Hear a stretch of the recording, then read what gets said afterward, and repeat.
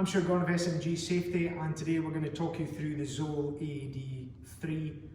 This AED is a fantastic piece of kit for any community group, football club, business to put in place. The stats are showing that if we can get one of these onto somebody who's in cardiac arrest within 3 minutes, you have a 74% chance of surviving this. However, for every minute that passes, this chance drops by 10% each minute. So it's vitally important that we know, one, where is a nearest defib, and two, how do we operate our ZOLL AED 3. Your ZOLL AED 3 has 3 buttons. The first one is the power button, which is obviously to switch it on. We've also got the shock button, and we have the interchanger between adults and kids. The one set of pads, which are already plugged in, do both adults and children with this defib. We also have the green tick. The green tick tells us that the machine has done its 28 daily checks on its system and it's ready to operate when we're needing it. So the ZOLL AED 3, let's switch it on and it will talk us through step by step again what we need to do. Unit OK.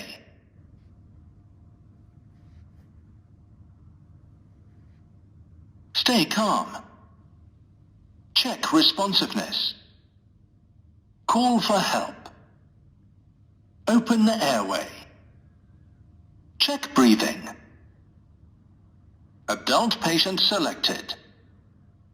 If the patient is a child, press the child button. Okay, so we're going to demonstrate the ZOLL AED 3 in adult mode. So obviously we've got CPR continuously on the chest. The person who's arrived the defib will switch the machine on. They will remove the pads from the Unit pad OK. packet, and we will get the pads on as quickly as we can. The first pad that we place on the chest Stay calm. must go below the collarbone on the Check right hand side. responsiveness. So we'll pull off the protective Call for backing, help. and we're going to get this below Open the the collarbone airway. on the right hand side. The second Check pad breathing. goes on the side underneath the Adult armpit patient selected. on the left hand side. It's on If the adult patient mode, is a child, press the child button. and we'll get that in place there. Remove. Don't touch the patient. Okay, so everybody stand Analyzing. clear. So we take the hands off the chest, it's analysing to see if there's a shockable rhythm.